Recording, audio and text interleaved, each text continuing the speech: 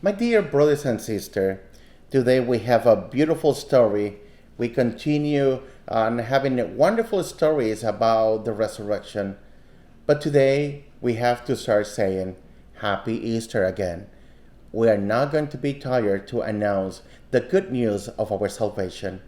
But today, as I told you, we have another wonderful story, the story of the disciples that were moving to Emmaus. What wonderful story. I love that story. We call the disciple the Emmaus disciple, not because they belong to Emmaus. It's because they were just running away from the community to that place that we call Emmaus.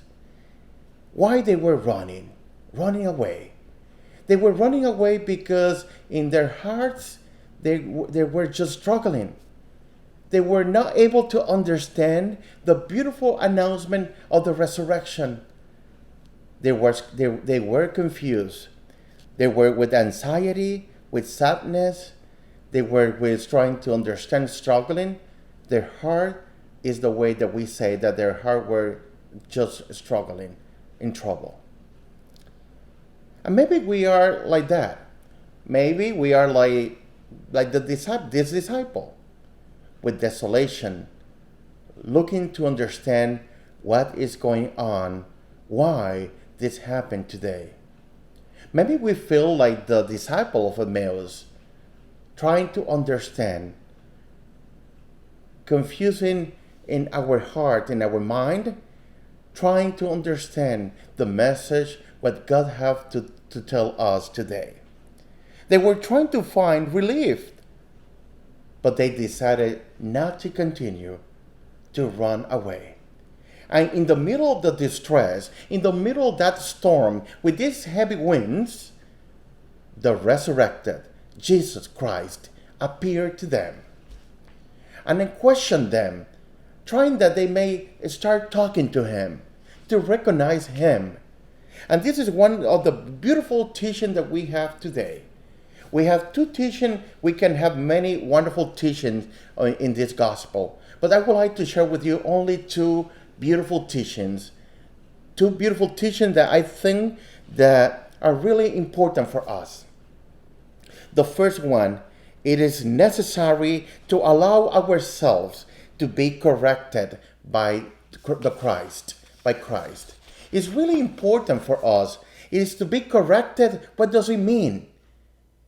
Is to remove from us what is wrong. And the resurrected Jesus Christ, he appeared to them with the intention to remove from their hearts what was wrong. Allow yourself to be corrected by the Lord, by the Christ, the one who is risen. Why we have to be corrected? Because we have to put in our heart the truth.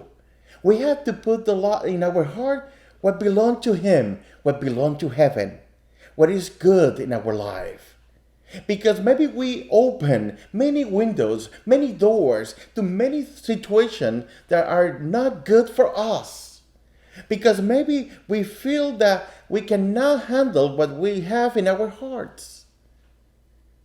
And the resurrected Christ, who is risen, wants to remove from us something that does not belong to you and to me.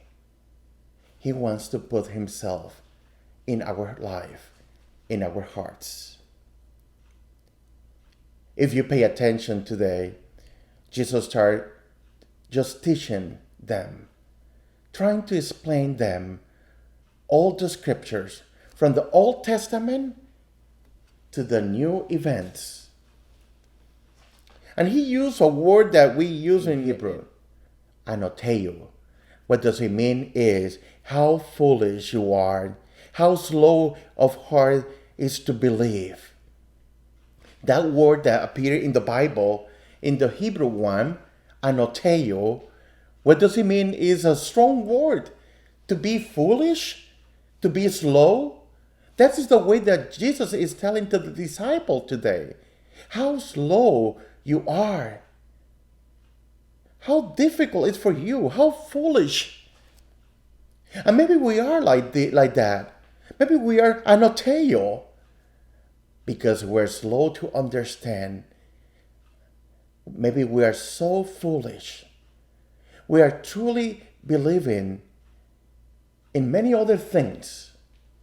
We're just believing in other gods.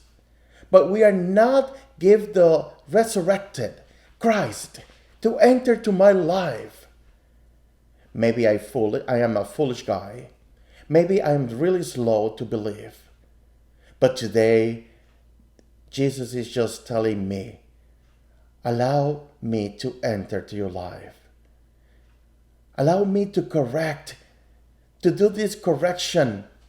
I would like to remove from you other gods and put in your life my love. I'm here for you. I would like to change and transform your life. In order to do that, we need to renounce the lies. We need to renounce Satan. We need to renounce what is not belong to us. And to empty our life. To contemplate and to listen to Him. In that way, we can be fed by the Christ. And that's what about. That's what about at the end of this beautiful story. They were fed by Christ. And there in the table, they discovered who was the one who was with them in their journey to Emmaus. The second beautiful teaching that we received today is the teaching that we need to be break in order to be to receive the grace of the Lord. It's the breaking of the bread. And that is another wonderful teaching. How beautiful it is to see the bread. If you see the loaf of bread, if you see the bread when you buy one in the store, how beautiful it is. If you have the round one or you have the long one, it's so beautiful. But when you break it, it's not the same. It's so difficult. You're not going to buy a bread that is not entire. You're going to complain. But today, the gospel said that the breaking of the bread, they discover the master, the teacher.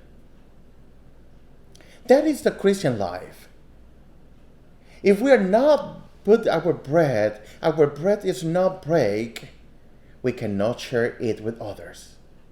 And the Christian life is to break it. We have to break ourselves to share it with other people in order to be disciple. There at the table, when he break the bread, they were able to discover that He is the Christ. Christ is risen. He is truly. My dear brothers and sisters, the journey to go to Emmaus is the journey to be encounter. To be the encounter, the place where the Christ wants to be. Let's just have this great opportunity of this Wednesday. Open our hearts, our lives, to be there with us, that He may be with us, the Christ. How we can do that? If He cleans our life and He break our life in order to share it as a disciple today. Let's have this moment of silence together and ask the Lord to bless us.